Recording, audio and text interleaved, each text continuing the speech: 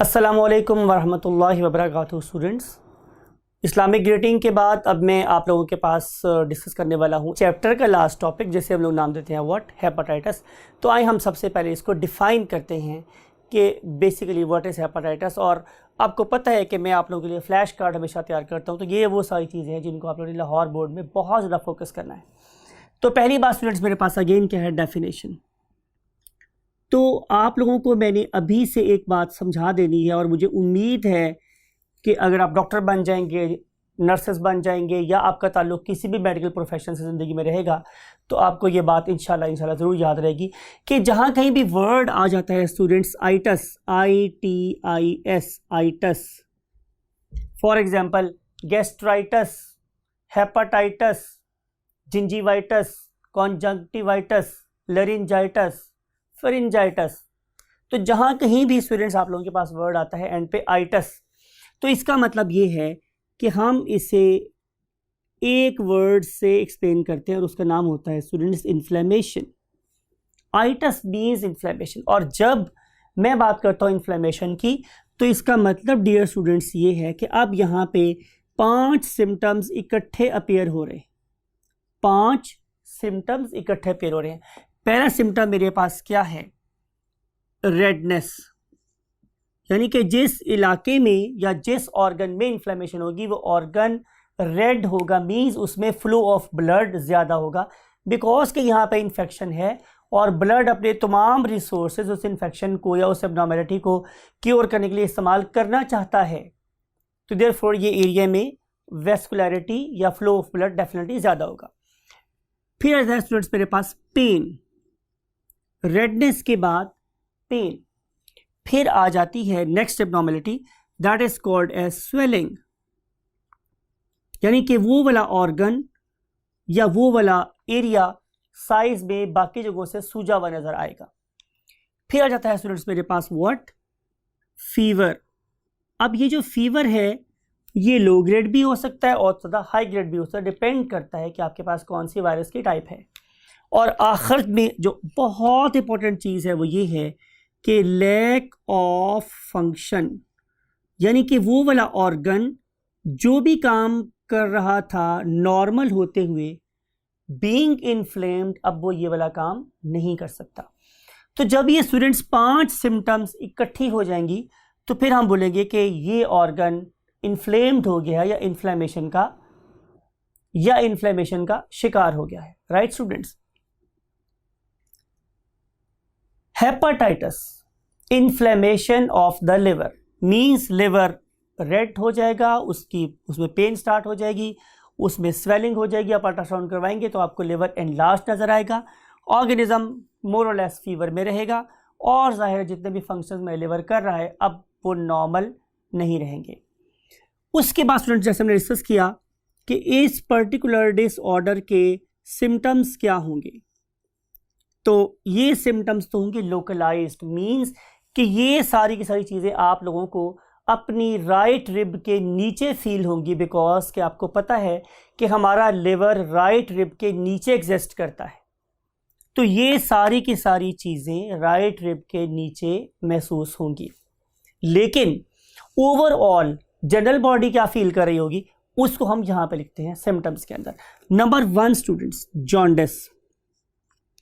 अब जब मैं वर्ड यूज करता हूं जॉन्डिस और जॉन्डिस दोनों वर्ड यूज होते हैं, तो आप लोग जौन सा चाहें यूज कर सकते हैं। तो ये जॉन्डिस का मतलब है यरकान। अब आपको ये वाली बात भी याद रखनी है कि जब हम वर्ड यूज करते हैं यरकान, तो इसके मुख्तलिफ टाइप्स हो सकते हैं। मिसाल के तौर पे आपने लेमैन टर्म में सुना होगा जी, एनु पीला यरकान है तो एनु काला यरकान है। मीन टू से कि इस पर्टिकुलर ऑर्गेनिज्म की बॉडी में हाइपर पिगमेंटेशन स्टार्ट हो जाती है, that is due to abnormal metabolism of the body. For example कि अगर इस पर्टिकुलर ऑर्गेनिज्म की बॉडी में एक येलो कलर का पिगमेंट, उसे हम बोलते हैं बिलिरुबिन, अगर वो बढ़ना शुरू हो जाए तो उससे हो जाएगा पीला यरकान। तो बहाल यरकान का मतलब है हाइपर पिगमेंटेशन। जैसे आपने देखा कि काले यरकान के केस में जो प्रोडक्शन ऑफ मेलानिन है वो बढ़ जाती है, तो उसकी ओवरऑल जो स्किन है वो ब्लैक होना शुरू हो जाती है। नंबर 2 पे आता है स्टूडेंट्स हमारे पास पेन। जाहिर है इन द लिवर। फिर नंबर 3 पे आ जाएगी एब्डोमिनल डिस्कम्फर्ट, यानी कि जो ऑर्गेनिज्म है वो कहेगा कि मेरा जो पेट है वो ठीक नहीं है, इसमें कोई ना कोई खराबी जरूर। और सम टाइम तो पेशेंट पॉइंट कर सकता है और सम टाइम पेशेंट इसको पॉइंट नहीं भी कर सकता।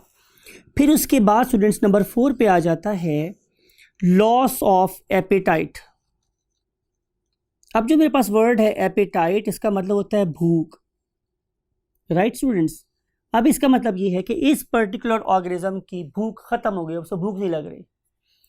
फिर जब ये केस और मजीद आगे बढ़ेगा तो ये भी हो सकता है कि रिफ्लेक्स ईसोफेजाइटिस की जैसे सिम्टम भी डेवलप हो, मींस कि इस पर्टिकुलर ऑर्गेनिज्म को बार बार वॉमिट या जिसे हम बोलते हैं मतली की शिकायत होना शुरू हो जाए।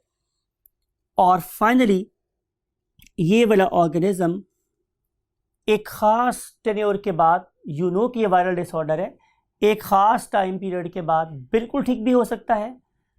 ख़ास तौर पे हेपेटाइटिस ए और बी के केस में ये ऑर्गेनिज्म बिल्कुल रिकवर भी हो सकता है, यानी कि इसकी एब्सोल्यूट रिकवरी भी हो सकती है। सिम्टम नहीं है ये, फाइनली क्या होगा फाइनल स्टेज पे कि या तो ये एब्सोल्यूटली परफेक्ट हो जाएगा ऑर्गेनिज्म, और या फिर खुदा ना खास्ता अगर ये हेपेटाइटिस सी का शिकार हुआ तो फिर इसकी एक्यूट डिजीज़ क्रॉनिक फेज में दाखिल हो सकती है, और फिर ये जो क्रॉनिक पेशेंट है इसका लिवर खुदा ना खास्ता कैंसरियस लिवर में कन्वर्ट भी हो सकता है, राइट।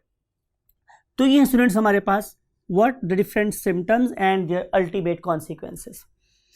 फिर हम देखने वाले हैं टाइप्स। जैसे मैंने लिख रखा है आप लोगों के लिए स्टूडेंट्स कि यहाँ पे अब तक हमारे पास 5 डिफरेंट टाइप्स के हेपेटाइटिस रिपोर्टेड हैं, hepatitis A, B, C, D and E, right. आप लोगों ने देखा कि मैंने यहाँ पर ई के साथ पिग लिखा हुआ है, राइट। ये एक रिलेशन डेवलप किया कुछ रिसर्चर्स ने कि जो पिग है उसका ताल्लुक या उसका जो रिलेशन है वो हेपेटाइटिस ई के साथ है। मींस कि जो लोग हेपेटाइटिस ई का शिकार है नॉर्मली वो वाले लोग हैं कि जो पिग खाते हैं। और वैसे जो डी और ई किस्म के मेरे पास वायरसेस हैं, हेपेटाइटिस डी और ई, ये लेस कॉमन है और अभी इनके ऊपर तहकीक होना बाकी है। लेकिन जहाँ तक ताल्लुक है हेपेटाइटिस ए और सी का, तो मैंने लिखा है आप लोगों के लिए कि ये दोनों आरएनए वायरसेस हैं, ये दोनों आरएनए वायरसेस हैं। लेकिन जो हेपेटाइटिस बी है ये एक डीएनए वायरस है, राइट, यानी कि leave it. So hepatitis B, A और सी मीन इनके हम पहले कुछ नाम रखे हुए थे, ये नाम हमने आज रखे हैं हेपेटाइटिस ए, बी और सी। तो चूंकि आपकी बुक में ये नाम लिखे हुए हैं तो एज पर आवर सिस्टम हम लोगों को ये नाम भी क्रैम करने हैं, याद करने, रट्टा मारना है, इसके ऊपर ये समझ लें। तो उसमें जो हेपेटाइटिस ए है पहले हम लोग उसे इन्फेक्शियस हेपेटाइटिस बोलते थे।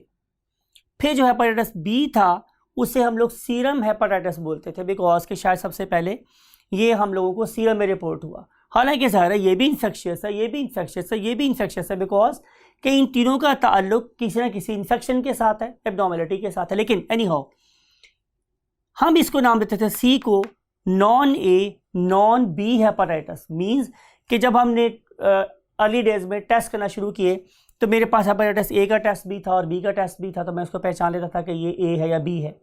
लेकिन अगर मेरे पास टेस्ट करने के बाद ना ए पॉजिटिव आया और ना बी पॉजिटिव आया तो मैंने क्या बोल दिया, non A non B hepatitis. और बाद में आने वाले लोगों ने इस नॉन ए नॉन बी को नाम दे दिया what, hepatitis C, right students. अब ये जो वायरसेस हैं इनके लिए भी इनके मोड ऑफ एक्शन के लिए भी मैंने आप लोगों के लिए एक एनिमेशन बनाई है और उसमें आप देख सकते हैं कि ये एक हेपेटाइटिस का वायरस है जो कि ब्लड बॉर्न हो गया, मीन्स मेरे ब्लड में दाखिल हो गया है, और इसके भी ट्रांसमिशन के ऑलमोस्ट वही वेज हैं जो कि बाकी भी हैं। लेकिन यहाँ पर ये वाला वायरस है ये यूज्ड यूटेंसिल से भी ट्रांसमिट हो सकता है क्योंकि ये हमारे स्लाइवा में भी प्रेजेंट होता है। तो आप देख रहे हैं कि ये वाला वायरस अब कहाँ चला गया स्टूडेंट्स, मेरे ब्लड में। अब ब्लड में जाने के बाद जो चीज़ मैंने यहाँ शो नहीं की हुई, यहाँ हमने एनिमेशन का टाइम बचाने के लिए शॉर्टकट मारा हुआ है, वो ये है कि नॉर्मली क्या होगा, जहाँ कहीं भी हेपेटाइटिस का वायरस इन्वेड करेगा तो ज़ाहिर है वो वीनस सिस्टम में दाखिल होगा और उसके बाद will go to your heart, और हार्ट में जाने के बाद then it will go to your arterial system and it will join your hepatic artery. और यहाँ मैंने ये शो किया हुआ है कि आप लोगों का वायरस हेपेटिक आर्टरी में चला गया। हेपेटिक आर्टरी में जाने के बाद नाउ ये पहुंचने वाला है अपनी टारगेट सेल के पास, और इसका टारगेट सेल क्या है स्टूडेंट्स, जाहिर है लुक एट दिस कि एक लिवर है। लिवर एक लोब्यूलर ऑर्गन है और इस डिफरेंट लोब्स में आप लोगों को इंडिविजुअल यूनिट्स नज़र आ रहे हैं जो कि हेक्सागोन टाइप है, you can see over here. और इन हेक्सागोन सेल्स में आप लोगों को टीयर्स ऑफ सेल्स नज़र आ रहे हैं, मीन सेल्स की लाइंस नज़र आ रही हैं। ज़रा गौर से देखें तो इसकी जो लाइंस हैं वो हमें किसी स्पोक्स ऑफ द व्हील, जैसे कि एक व्हील के अंदर तारें परोई होती हैं, एक हमारा पहिया है, पहिए में साइकिल का या मोटरसाइकिल टायर की बात कर रहा हूँ मैं, तो उसमें आपको तारें नज़र आती हैं परोई हुई, ऐसे ही ये सेल्स अरेंज हैं टीयर्स में, लाइंस की शक्ल में इस हेक्सागोन के अंदर। तो ये वो जगह है जहाँ पे आके बेसिकली हेपेटाइटिस के वायरसेस अटैक करते हैं। और हेपेटाइटिस के वायरस चूँकि ये भी RNA हो सकता है या DNA हो सकता है, तो इसकी भी फेजेस कुछ वैसी ही हैं जैसी कि हमारे एड्स के वायरस की थी, कि मीन्स अटैच होगा, हमारी सेल मेम्ब्रेन को डाइजेस्ट करेगा, अपने RNA या DNA को मेरे साइटोप्लाज्म में शामिल कर देगा, और मेरे साइटोप्लाज्म में शामिल करने के बाद ये क्या करेगा students, depending upon its type of cycle, ये मेरे सेल को डिक्टेट करेगा, राइट।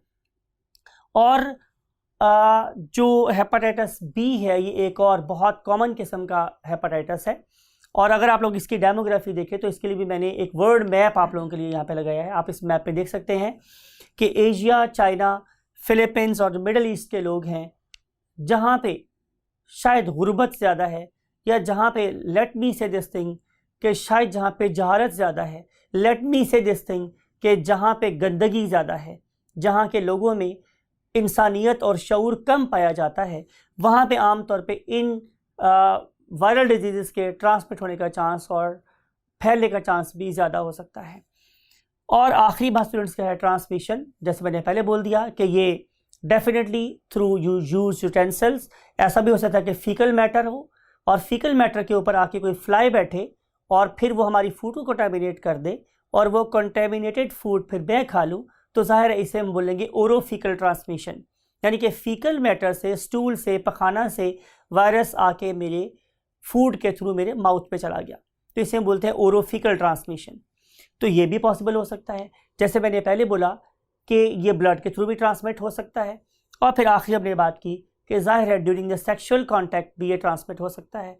और अगर ये ख़ास तौर पर हेपेटाइटिस के वायरस की बात है तो ये स्लाइवा के थ्रू, मिसाल के तौर पर किसी एक गिलास में एक ऐसे पर्सन ने पानी पिया कि जो हेपेटाइटिस का शिकार था, तो ये दूसरे हेल्दी ऑर्गेनिज्म की बॉडी में भी ट्रांसमिट हो सकता है। आज के लेक्चर की as per your book limitation ही हमारी बुक है, तो उसके रेफरेंस से मैं आखिरी बात आप लोगों से ये कर रहा हूँ कि हम ये पहले क्लेम कर रहे थे कि हमारे पास हेपेटाइटिस A और B की तो वैक्सीन है और C की वैक्सीन नहीं है।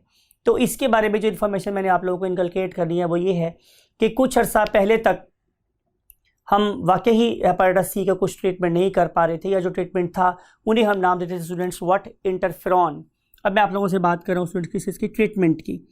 तो ट्रीटमेंट के लिहाज से हम पहले यूज़ करते थे इंटरफेरॉन्स।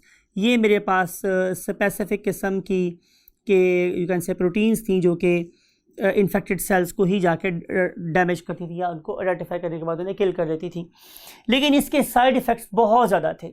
तो आज हमारे पास एक और किस्म की वैक्सीन मार्केट में अवेलेबल है जो मेरे एनालिसिस के मुताबिक बहुत ज़्यादा कामयाब है, और इसका जो रिज़ल्ट्स हैं वो काफ़ी रिमार्केबल हैं और काफ़ी सेटिस्फैक्ट्री हैं। उसका नाम है सिवॉल्डी। ये एक रिसर्च प्रोडक्ट थी, और इसके बाद अब इसकी बहुत सी B2 प्रोडक्ट जो काफ़ी लो प्राइस पे अवेलेबल हैं वो आप यूज़ करवा सकते हैं। आप पंजाब के किसी इलाके में भी बैठे मेरी बात सुन रहे हैं तो keep this thing in your mind, my future doctors, कि हेपेटाइटिस C अल्हम्दुलिल्लाह अब काबिल इलाज है और इसका इलाज मार्केट में अवेलेबल है। कीप योर लाइफ, अगेन मैं बोल रहा हूँ, very hygienic, very neat and very clean, and it will definitely help you to pass a longer, more accepted life even for your own। आपके अपने लिए ज़्यादा एक्सेप्टेबल होगी, बाकी दुनिया को छोड़ें। Take very good care of yourself. Bye bye, अल्लाह हाफिज़।